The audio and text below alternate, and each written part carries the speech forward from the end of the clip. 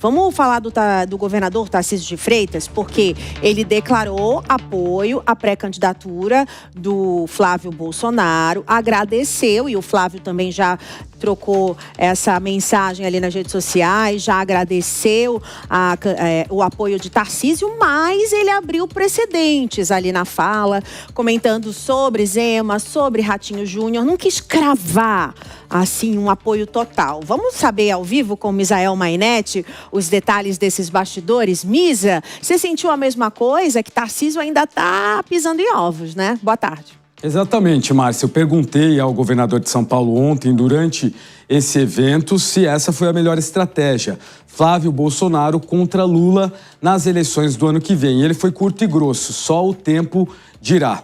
Primeiro, boa tarde para você, para todo mundo que acompanha em tempo real. O governador ontem finalmente rompeu o silêncio, declarou apoio a Flávio Bolsonaro, disse aí também sobre uma lealdade incondicional a Jair Bolsonaro e falou que Flávio Bolsonaro, ele agora se junta a nomes importantes da oposição e citou Zema e Caiado. Mas teve essa brecha, teve esse espaço, como você mencionou, dizendo que só o tempo vai mostrar se era a melhor estratégia. Eu ainda perguntei ao governador que pesquisas demonstram que o senhor, pesquisas demonstram que o senhor, governador, teria mais chances contra Lula, mas ele respondeu dessa forma, que o tempo é que vai dizer e que até lá eles vão maturar, ou seja, amadurecer essa situação. Como a gente já viu aqui em tempo real, Flávio Bolsonaro agradeceu o apoio de Tarcísio de Freitas, inclusive, até trago esse ingrediente aqui para esse tempero, Tarcísio de Freitas muito provavelmente queria falar sobre isso ontem e romper esse silêncio, porque na nossa experiência como jornalista, quando ele não quer comentar um assunto, ou ele sai sem dar a coletiva de imprensa, ou ele apenas reúne os jornalistas, fala o que ele quer e sai. Mas ontem realmente ele quis falar sobre o assunto, embora houve estes escapes. A gente está falando da direita, da centro-direita, do bolsonarismo, mas também vamos falar do xadrez político da oposição, vamos falar do PT. Edinho Silva, que é presidente nacional do Partido dos Trabalhadores, falou sobre Tarcísio de Freitas, que ele representa uma figura importante no que ele chama de ultradireita. Acompanhe. Eu não sei se o Tarcísio vai ser candidato a presidente da República. O que o Tarcísio ocupa hoje, ele faz questão de ocupar, é de ser o líder desse campo mais de ultradireita. Ele faz questão de se caracterizar como o herdeiro da ultradireita. É ele que mobiliza os governadores para descaracterizar a PEC antifacção, porque é o secretário de Segurança Pública dele que vem ser o relator. Então é evidente que ali mostra o Tarcísio querendo ser ele o organizador do campo político para ser o herdeiro dessa ultradireita. Então, por isso que o nosso documento caracteriza ele, porque de fato é ele que está disputando para ser o herdeiro, o interlocutor da ultradireita. A visão de Edinho Silva, presidente nacional do PT, corrobora um pouco, na nossa avaliação, com esse espaço, essa lacuna que Tarcísio de Freitas deixa com essa declaração que só o tempo vai dizer se foi a melhor estratégia ou não. O que chama atenção também é essa nova classificação que ele usou como ultradireita, como se Tarcísio fosse o líder dessa ultradireita. Fato é que, querendo ou não, sendo intencional ou não, Tarcísio é uma das figuras mais importantes nesse relacionamento que a gente vê entre os líderes partidários do centro e da centro-direita. Márcia? Obrigada, Misael Mainetti, pelas suas informações. Vamos chamar os nossos comentaristas, a Luana Tavares e o Diego Tavares, para analisar essa fala também de Edinho Silva.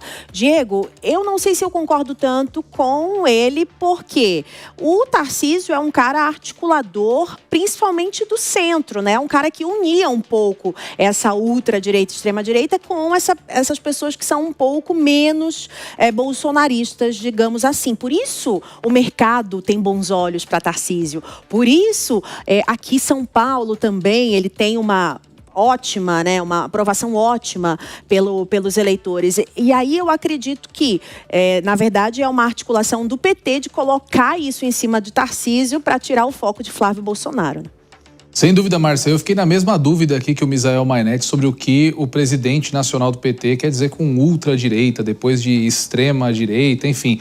São todas nomenclaturas que eu acho que trazem mais confusão para o debate político do que esclarecimento. Mas, realmente, é um fato. Tarcísio de Freitas, ele é um grande ativo do campo da direita, principalmente porque as pesquisas, enquanto o Tarcísio ainda era um dos pré-candidatos considerados a eleição presidencial de 2026, não que ele não seja mais, mas agora, com as declarações mais recentes, evidentemente parece que ele retira o seu time de campo. As pesquisas mostravam que ele conseguia, de fato, trafegar melhor nesse voto de centro, que, como inclusive a Luana já trouxe hoje em um dos seus brilhantes comentários, é o voto que define as eleições. Algumas pesquisas davam, inclusive, que Tarcísio conseguia pegar alguns votos na centro-esquerda, aquele voto que é de esquerda, mas que tinha uma certa rejeição ao presidente Lula. Então, de fato, dentro do campo da direita, Tarcísio é o candidato mais competitivo e segue sendo. Eu acho que isso é o que justifica a manutenção desses ataques por parte da esquerda, por parte do PT, à figura de Tarcísio de Freitas. São ataques que funcionam mais ou menos como uma vacina. Tarcísio não é o candidato, mas se for, vamos seguir aqui pressionando, vamos seguir criticando para tentar polarizar o campo com o Tarcísio de Freitas, caso ele venha a ser candidato em um rearranjo do campo da direita.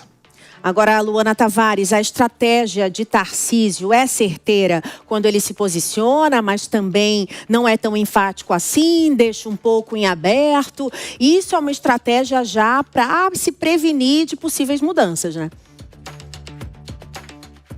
Pois é, Márcia, sem dúvida. Olha, não queria estar no lugar de Tarcísio de Freitas desse ano, porque realmente ele está numa encruzilhada entre se colocar um pouco mais como uma alternativa para a eleição presidencial e perder a força aqui para uma reeleição no governo do Estado, ou focar no governo do Estado, na sua reeleição e deixar de participar dessa articulação presidencial, sendo que há um grande desejo tanto da centro-direita quanto da direita, essa ultradireita, como foi colocado aqui pelo presidente do PT, de tirar o PT do poder. Então, é óbvio que ele também se coloca, né, nessa posição de pensar no projeto nacional, além do fato que agrava ainda a sua situação, que, como você bem disse, é essa lealdade ao ex-presidente Jair Bolsonaro por ter sido seu padrinho político na sua trajetória até o governo do estado de São Paulo. Então, é uma encruzilhada difícil, politicamente falando.